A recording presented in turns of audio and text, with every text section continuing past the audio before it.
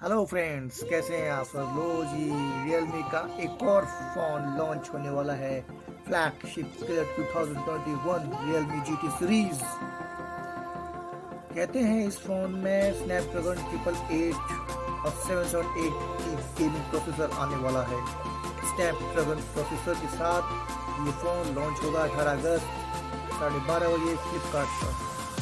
5G processor के साथ Realme introducing GT advance 5 nanometre process के साथ हाईएस्ट अनटम्प्ड स्कोर जो अभी तक 7,35,439 है, जो कि J865 प्रोसेसर स्नैपड्रैगन कर रहा है। सुपर एमोलेड स्क्रीन दी गई है और इस फोन की खास बात यह है कि इसमें GPU भी 40% मोर देन जो पुराने फ़ोन है उनसे ज़्यादा अच्छा है इसका। और इस फ़ोन की सबसे खास बात यह है कि ये स्टेनलेस स्टील वेपर कूलिंग के साथ आ रहा है और ये एक फ्लैगशिप परफॉर्मेंस के साथ आएगा।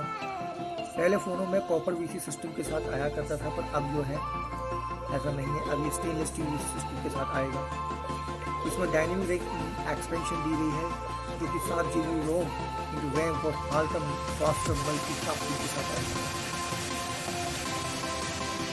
और कहते हैं कि इसमें एक्सपेंडेबल रैम होगी 19 GB की, आप एक्सपेंड सकते हैं।